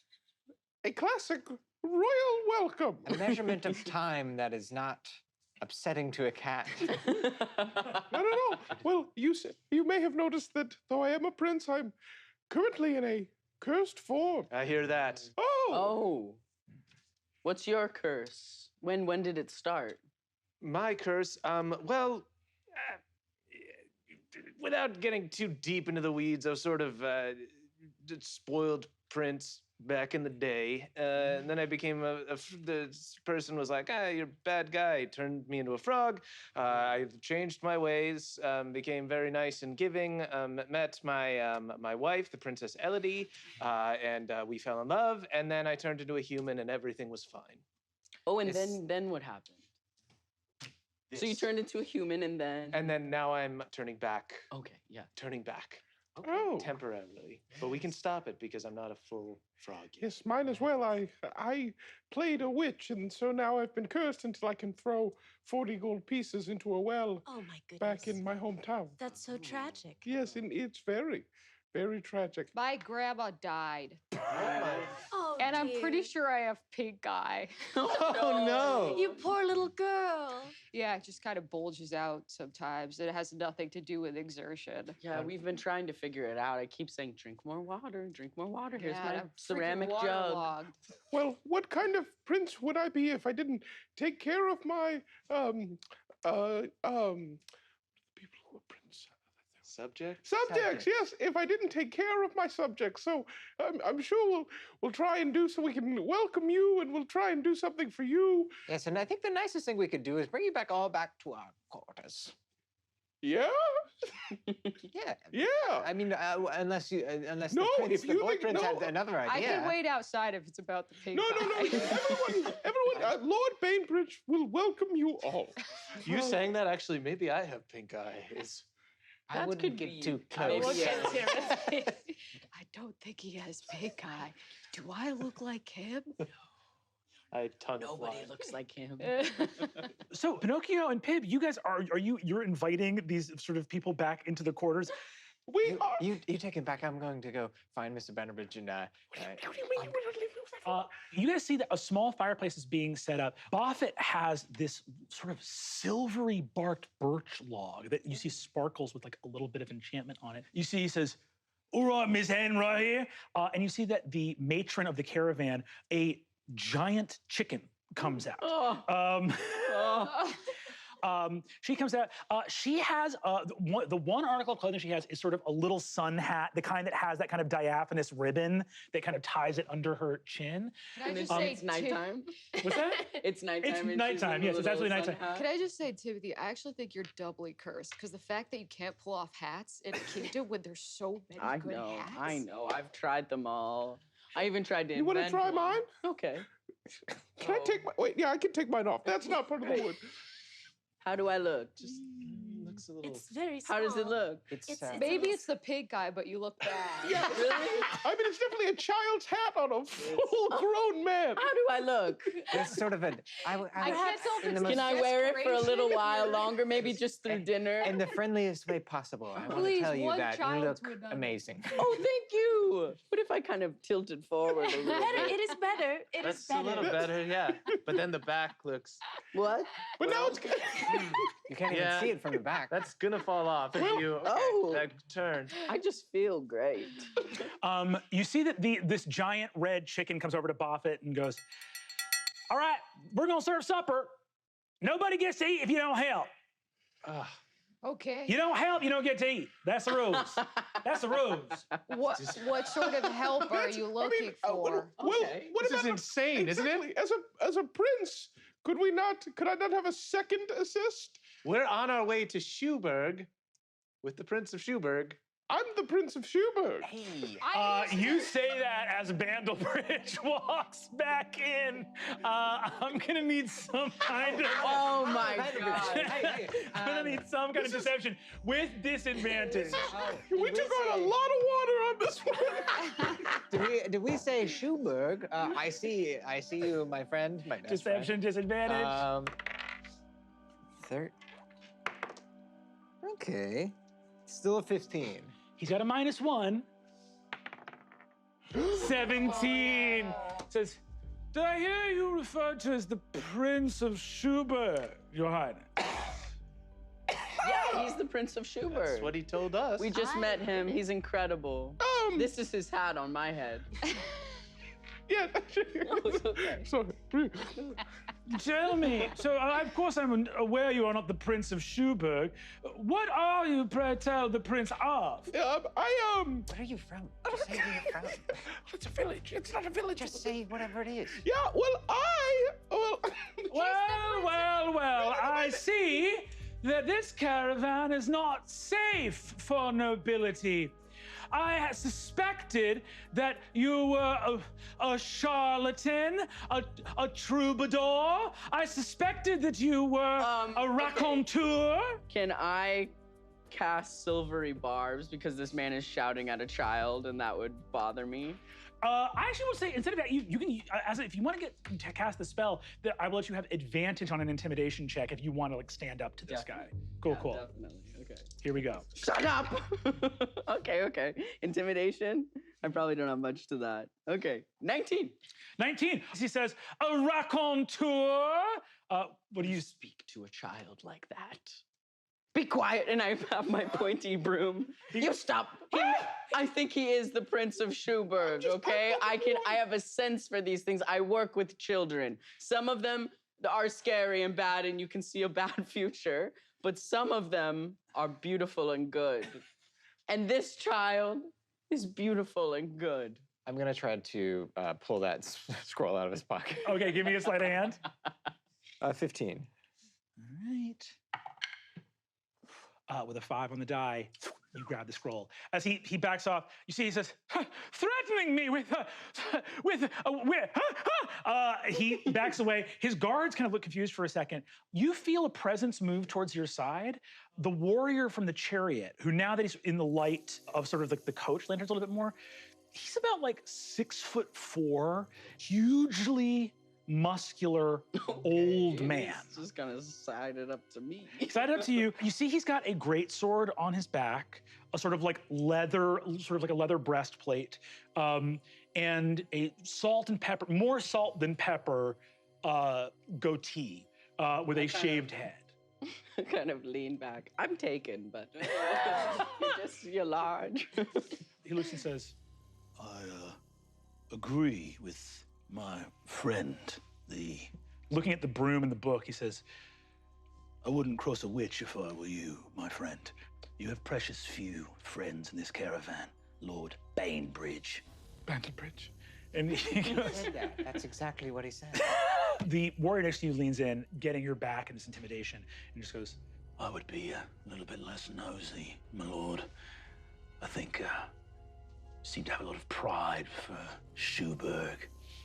Your city's nothing more than a festering boil on the face of the Neverafter. Maybe keep those thoughts to yourself more next time. and Lord Bantlebridge just takes his men and goes into the shoe and leaves. Can I make an insight check to see if Yeah. we can go in, if we can still go in this shoe? Oh my god. Give me an insight check.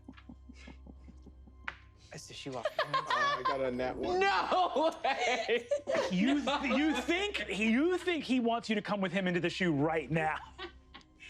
Babe, I think we might as well go. Go where? We're into the shoe, but I don't know. Come on, come on. It doesn't seem like we should go. I'm the Prince of Schuberg. I'm the Prince of Schuberg. Absolutely. I'll join you all very That's the shortly. one guy who knows you're not the Prince of Hey, Schuberg. come on, babe, come on. And I'm gonna head into the shoe. You go. Go ahead and Lord Bainbridge, 1 second. I'm coming. you see, you walk in behind him, and you see one of the coachmen is at the door and looks up and says, "Are you trying to come inside?" Well, yes. What is your name? Oh, my name is Stefan. Stefan. Stefan? You're both bad, so we got you. What? I'm sorry? We both got you. Stefan's being crazy out here. Lord Bainbridge, Stefan is being crazy. The Lord comes out and looks at you and says, "No, let them enter." Thank you. See, Stefan? Idiot. I'm a prince, goddammit. I'm the Prince of Schubert. Can I help? Can I fall? I mean, I'm caring about him as a sweet child. Stefan, I've never heard a child speak in these words, and I am titillated. Hey, I'm the I think I'm watching in the doorway and deciding not to help. you see Stefan says, "You're gonna die." Oh, I'm going to die. I'm the Prince of Schubert, motherfucker. and I literally like, gently push his face away as I walk in. All right, and Mother Goose, what are you doing at I this think I'm moment? trying to pull the puppet back. Okay. Yes, you do so. How are you attempting to do that? We can all see that this is bad, correct? Yes. I'm just saying. I mean, if you say the word, you could sick your soldier out of the situation. Okay, please get it. He can't go in there. Okay, He can't go in there. Like a deep guttural snarl comes out and a huge hairy paw. Grabs you and pulls you. Pinocchio, as you get grabbed, you do see the two guards are drawing blades as you get yoinked.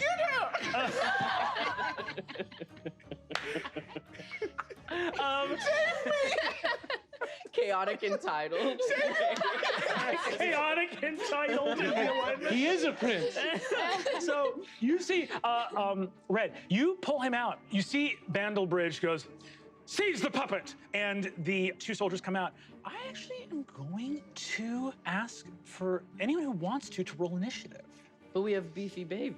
You have Beefy Baby. I think I'm not rolling initiative. I'm just shoving the puppet behind me and then taking a power stance. Okay, we will not enter initiative. One of them is going to roll. But I have gone into a rage when I Yes. pushed him back.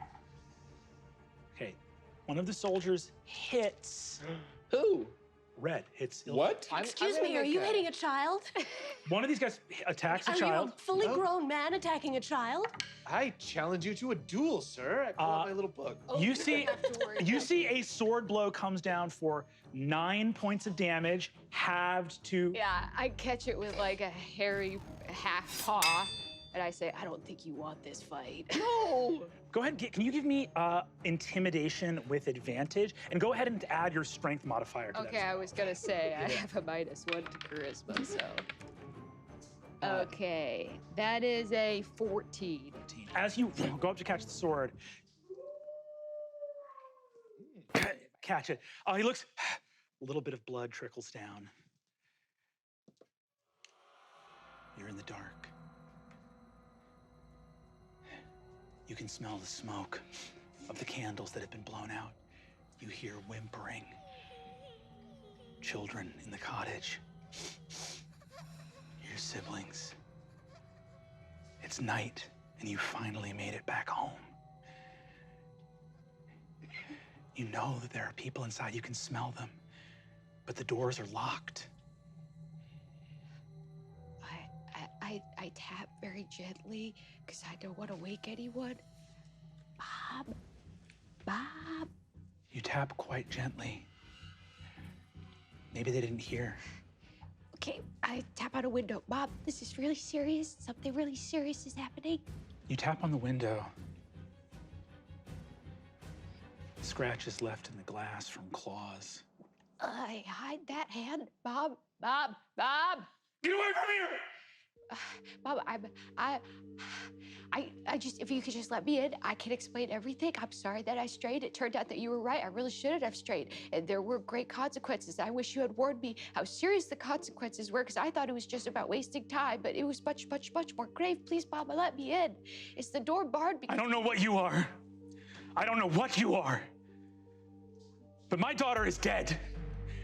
No, she's not. She's right here. She's right here. She's not dead. Wear her skin all you like. But I know. Look at you! And you see that a silver looking glass is held up. I like hiss. Bob, I think there's just been a terrible misunderstanding. Bob, Grandma is dead. Grandma is dead.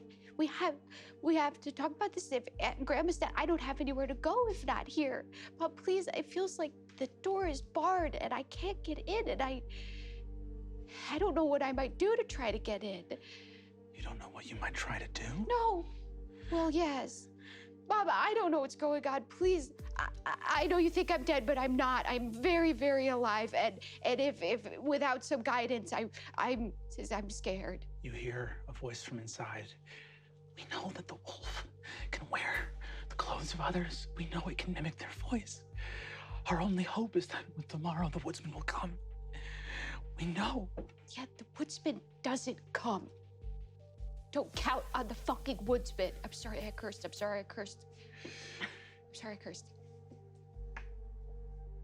All right.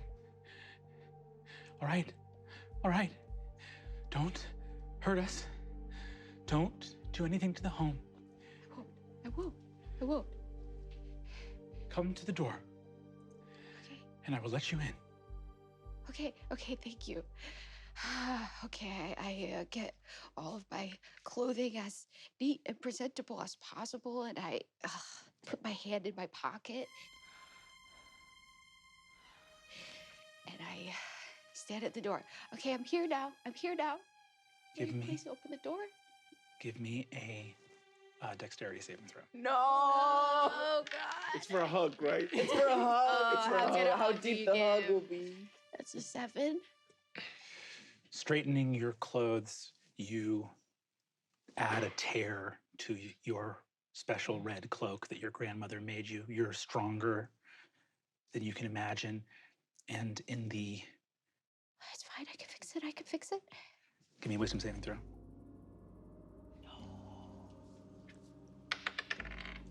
Nat 20. Yes! You can fix it. I can fix everything. Something's gotten seriously wrong. I can fix it. On that nat 20, I'm gonna give you advantage on the perception check that comes next. Go ahead and give me a perception check. It's a 2 and a 7, and to perception I added 2, so a 9. 9. You stand there, you can fix everything. I just need my Bob to open the door. And she'll tell me what to do. You hear the door unlock, and you hear your mother's voice. The door's open. You can let yourself in. Okay. I let myself in. I walk in, everything's normal. Everything's back to normal. Everyone's happy, and Grandma will figure out. You open the door, and falling from the tall clock that had been set against it, the silver blade of a dagger thuds into your arm I'm going to need you to make another wisdom saving throw. 4. Oh, who threw that bomb? Run! Run! You hear the back door of the house open. This was a trap. It was put here to pierce your throat or your heart with a silver dagger. And you, on that 4 wisdom saving throw, feel something boiling up inside you. You lured me in with your own love? You fucking scam of a woman. I guess I just kind of want to... Did they leave through the back door? Did they leave through the back door? 11 or higher, and they left. 1 through 10, and they didn't. In my head. That's a 7. They haven't made it out of the house yet. No! I think I want to stalk over to them. I want to flip the fucking table with the nice dinner, with one less setting out on it, and say, did you have a nice dinner? Did you all sit down to a nice dinner while you presumed I was dead? If I was so dead, where was my funeral? Your shoulders and head touch the ceiling as you grow tall. Where's my headstone? You hear a voice from the forest. Breathe in. You must not forget to breathe. As you go, the table without a place for you, the mother who would not believe you, your family that attempted to flee from you in your moment of need.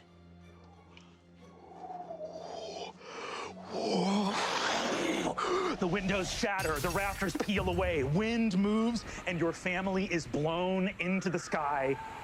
What? Huff and puff, little one.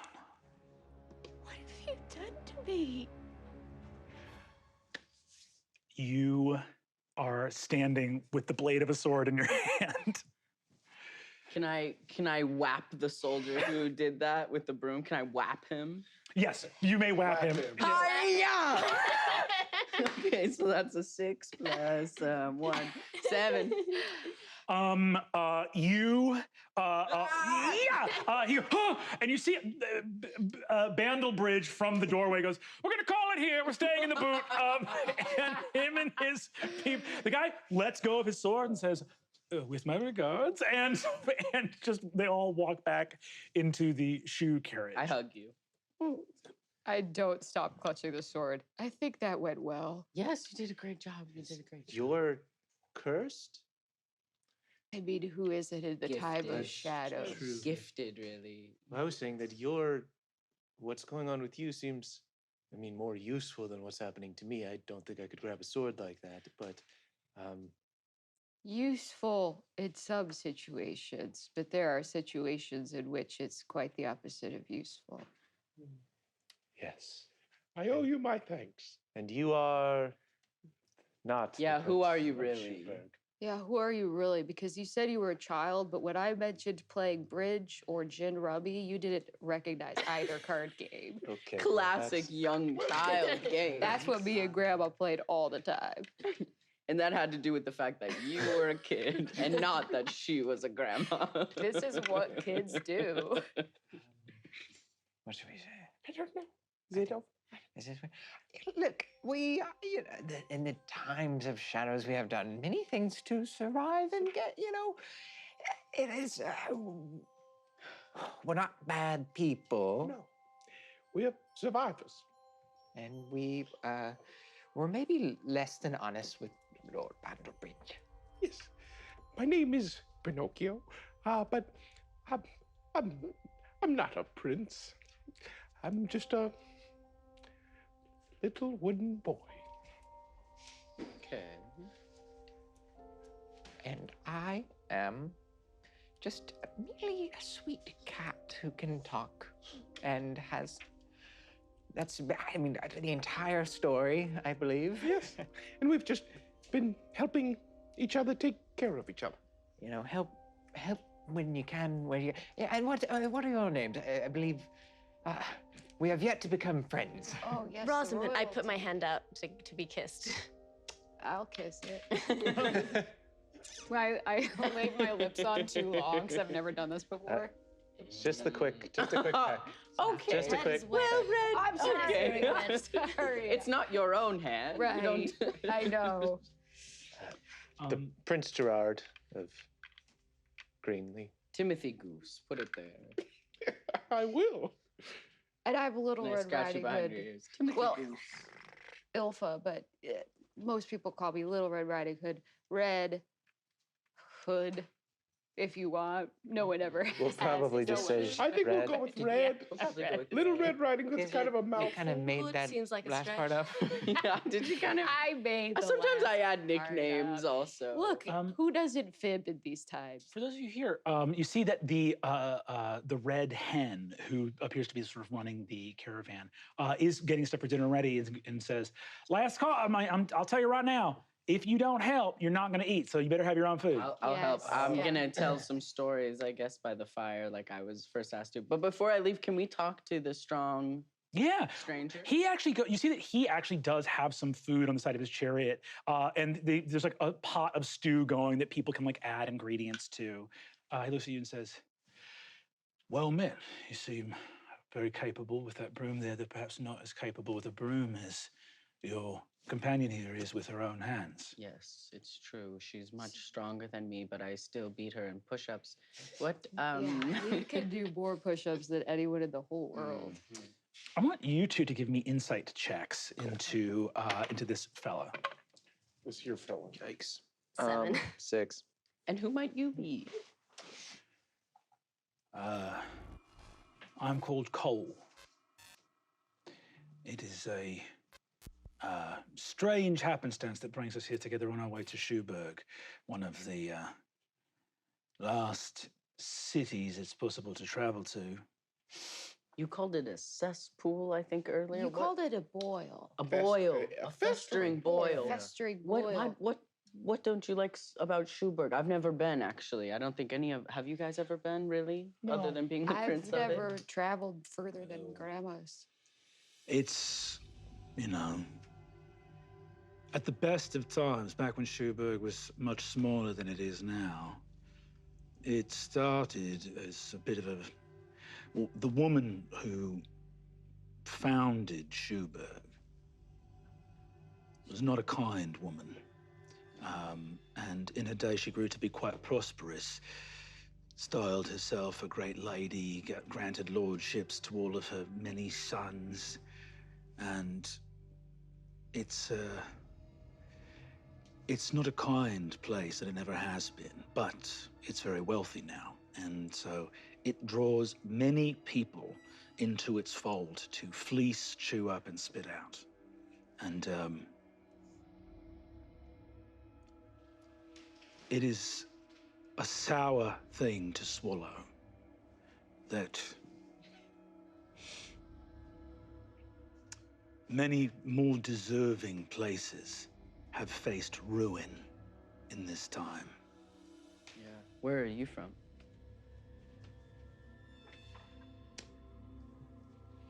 Doesn't exist anymore. Where were you from? Sometimes the best way to keep it alive is to remember. I smile so big at that. I can learn data from you. I came from a kingdom called Jubilee. It was a merry place. You don't seem very merry. I was once, before times became hard. And I got to watch all of my bannermen, my knights, soldiers and lords, fall one after the other. And now I and I alone am here. Even the fiddlers? Had you heard of my kingdom's fiddlers? The fiddlers 3. He smiles and stands up. Who are you?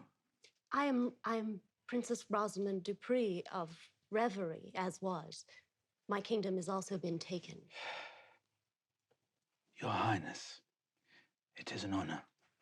And I am the Prince Gerard of Greenlee. I, actually, you were out amongst the fighting, it sounds.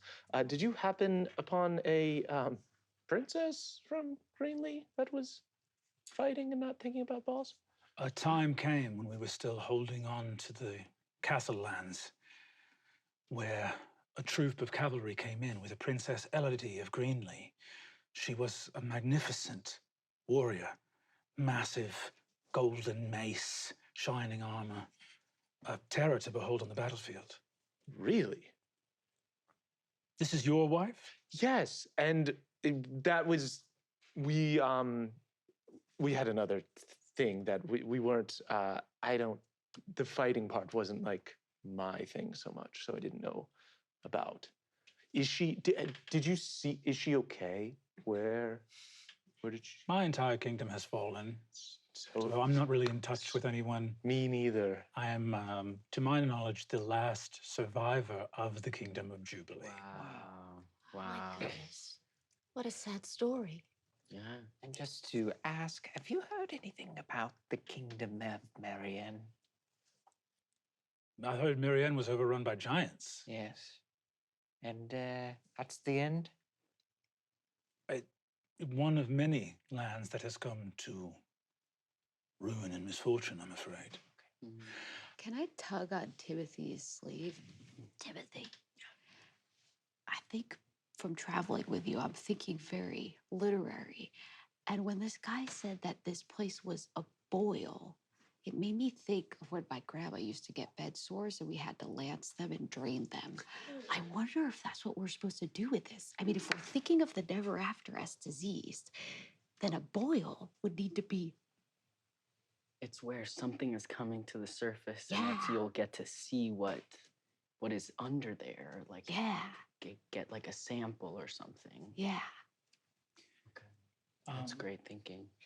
Cole, I just write in the book boil. Does it stay?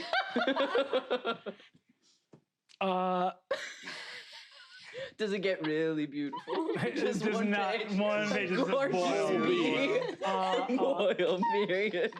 I think that it becomes a little bit murky. But Cole sits there and is talking to you. I want to just real quick make sure that I know what everyone's doing in case you are helping, not helping. I'm going to go out into the forest and say, little birds, little creatures, I sure would love to have some help gathering some nuts and berries.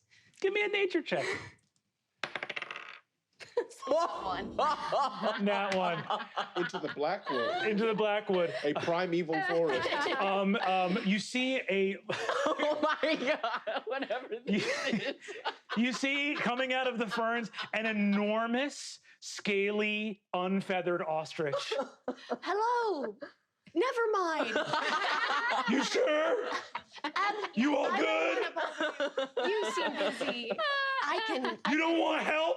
I can do it myself. You think I can't sew a nice dress for a ball? I bet you'd be really good at sewing a nice dress for a ball, but I don't think I'm going to any balls anytime soon, so thank you. I know that story.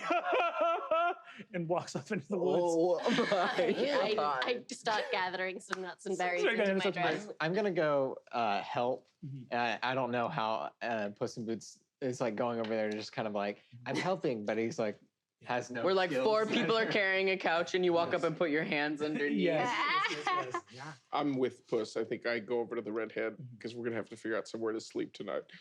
You go over to the Red Hen, and as you're sort of looking to like look busy, you do know that there's like some people are just like bringing food. There's a bunch of like barrels and crates and stuff of the Chandling caravan that you could definitely just grab some fucking potatoes out of or some shit. I would go do that for sure. I would accompany Puss as well. You grab some potatoes from somewhere. You go in. In one of these sort of carriages, you see that there's a little sort of like small coach door that you notice has its key in it, which is just interesting because it probably should be locked if there's a key that goes along with it. What is it? There's a door with the key in it. Obviously, open it. I mean, of course. Can I do a quick perception check to see, or am I not tall enough to look into the carriage? No, you can look into the carriage. You can go in there. You check. That's a 21. There's someone in there. Someone? There's someone in there. And Pinocchio. Puss shouldn't come with you. Puss, there's somebody in there. I think, get back to the fire. Go back to the fire. Just go. Okay. Pip is just gonna go towards the fire, but like is looking and watching. Give me a stealth check, and you can give me a perception. 24 on the stealth. 12 on the perception. And then you can give me a perception check for like hearing. I just rolled 13. 13. I wait until I think Pip is out of sight. And then, as quick as I can, turn the key and jump inside. You walk into the door knowing what to expect already, because by the time you close the door behind you, you're not standing inside of a carriage. You're standing at the end of a long hallway. At the end, through the darkness, little seams of light from a doorway. The door shut. As it opens, all you can see and all you have ever seen, her silhouette. Hi, Mom. Do you need something? You've met someone very important, my little Pinocchio.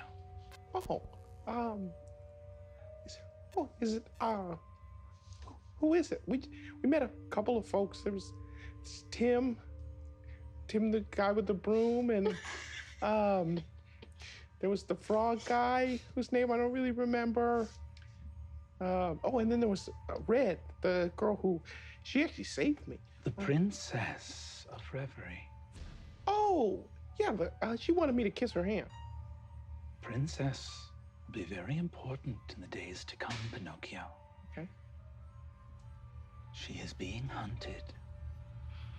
Hunted? Hunted by more forces than she knows. I need you to keep her safe, Pinocchio. And I need you to keep her hidden. You will not be able to withstand what comes for her. So you must remain out of sight. Safe and hidden. Okay. Yeah, I can do that. Yeah, Mom, you got it. For how long? I will instruct you when the time comes. An opportunity may present itself to remove the princess from danger. Okay. But that time will be a very narrow window indeed. Great and many are the forces that conspire against us. And I am busy and much burdened with caring for your father. He's okay? He's doing all right? When I married him, I told you I would keep him safe. I know. Okay. Cool. Me and Puss were gonna try and make some money in Schubert, but if you say this is important. The time is growing short. The candle burns low, Pinocchio. You remember the night that first we met. You are standing in the village. The other children have been playing out under the light of the full moon. Playing late when they should be in bed. You run through the streets with limbs made of flesh, real hair on your head. A little boy, a real little boy. It's very quick and sudden how the shadow moves on the village. A woman, clad in black, frayed like spider webs, but beautiful, moving as though blown by a breeze with no wind to speak of, leaning on a tall staff, her face pointed, her eyes wide. And this is when you realize you are looking at the second fairy you have ever met in your life. Hello, little children, and welcome one and all. If it's a game you want, then a game you shall have. A white orb, silky and glowing like the moon, appears in her hand. That looks like the most fun ball you've ever seen. Let's play. Let's play. Oh, little children, play we might, but it's very important. And for a moment, you almost feel like you can see something moving in the shadows, in the streets. Something quick and skittering. Maybe just shadows flickering, or maybe something small, like rats, moving through the village. And you, little one, here is how we shall play. I shall ask you a question, and if you answer true, you will have your turn when we all play ball. And you see that the first little child smiles, looks up in delight. Little one, what is the name of your father? My daddy's name is Nico. Out in the village. You hear a scream. The child looks behind them. No, no, keep your eyes on me, little one. And what of your father's name? The next child says the name. A scream again. Moving down the line. Children start to weep, knowing that something terrible is happening. She comes to you. Little boy, what's your name? My name is Pinocchio. Pinocchio. And what is your father's name?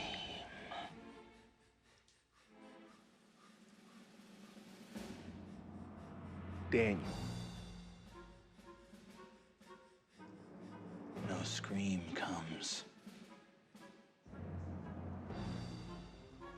Your body drops dead to the ground. And you wake up hanging from your strings in your father's house as he breathes in and turns. And you are with your benefactor in the long hallway again. Of course I remember. You have been telling many lies, Pinocchio.